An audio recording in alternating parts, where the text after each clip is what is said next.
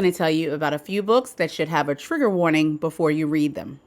Sometimes it's good to know what you're getting into, and the description doesn't always list all the themes and the things that are covered in a book, or how the book's, of course, going to make you feel. I'm here to tell you about some books that I read and really enjoyed, but wished I'd had a trigger warning to know exactly what the themes were, so I could have kind of braced myself a little more. The first book is The Return of Ellie Black.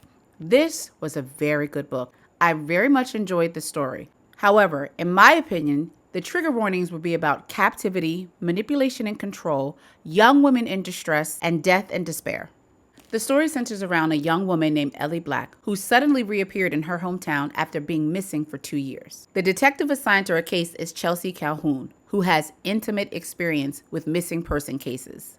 This is a book that I will always remember reading. Now, I will say, as a caveat, I have a vivid imagination anyway. I dream in color. So being transported into a scene in a book is not unusual for me. That's why if there are readers like me out there, I'd like to help them by letting them know before they get into it, you're going to feel like you're trapped when that type of situation is being described. Now, I'm not telling you not to read the book. In fact, as I said, it's a very well-written book and makes me want to read more by the author. I'm just telling you, reader beware for those themes if you can't handle it or if you need to brace yourself. The next book is American Dirt.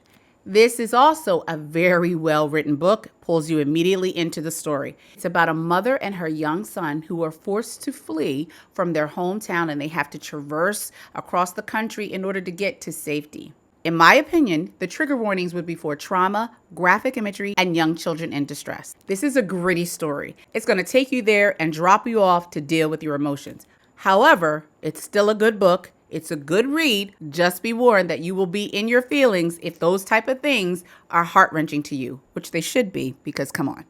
The next book is In Every Mirror She's Black. The major themes are colorism and privilege, which are specific to certain people groups, namely women of color. There are 3 female characters in the book who are all interconnected through one Swedish man. The story tells how their lives crisscross through their relation to this man. Because there's often the discussion about light versus dark, some women, Black women in particular, may feel the sting if they believe they've ever been the victim of colorism.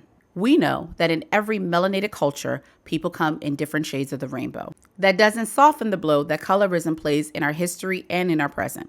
This book is a good read and it's an interesting story. But again, if you've had issues where you believe you've been the victim of colorism and prejudice because of the color of your skin, you may want the warning that those themes do appear in the book. Now, I wasn't able to get a hard copy of the next book at the time that I visited my library, but this story sticks out in my head so much that I had to include it here.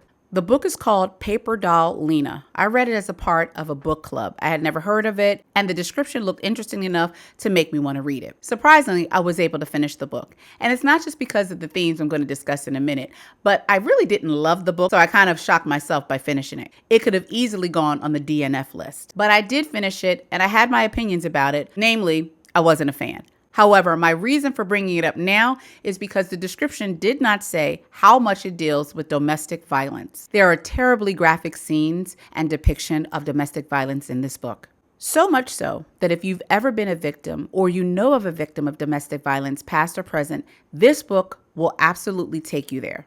It will tug at your hearts and your emotions will run the gamut. Throughout the story, I had to remind myself that authors have the privilege of writing whatever they want to write about. And I couldn't believe that this book didn't have an element of truth because the scenes were so very realistic, it hurt to read them.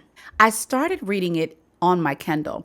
And because it had the feature where you could read or listen, I ended up listening to the rest of it. It wasn't any easier listening to it than it would have been to just continue reading it on the Kindle. As I said, I wasn't a great big fan of it. However, that doesn't mean you shouldn't read it. I'm just doing you the favor that no one did for me, which is be warned. Domestic violence is a major theme in that book. And if that's not your cup of tea, you might want to skip that one.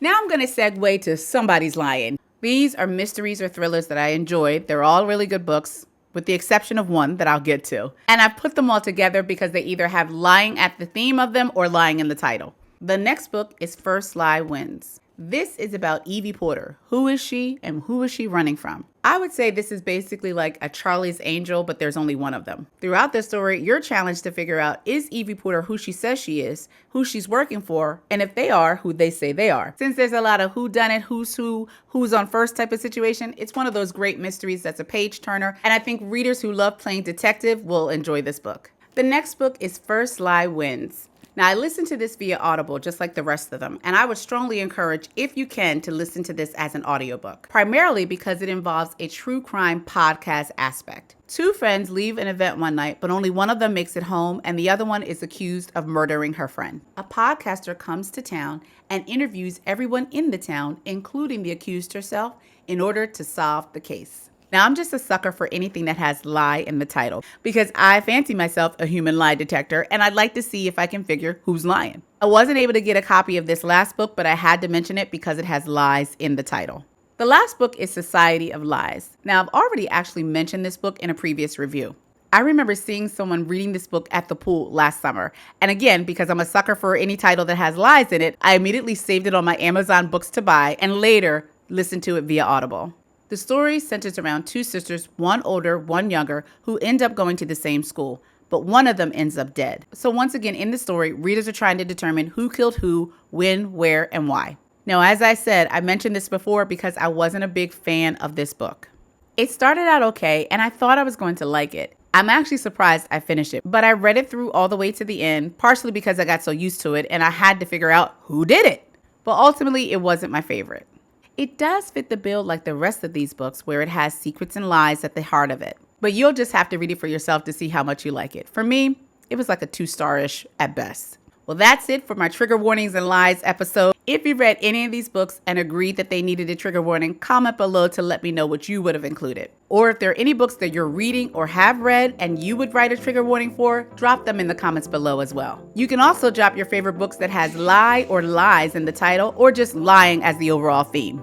If you like this review, please consider subscribing and be sure to check out what you've missed on the channel already to see if I've reviewed your favorite book, or stay tuned to see if your faves make the cut. Thanks so much for watching. I'll see you in the next video.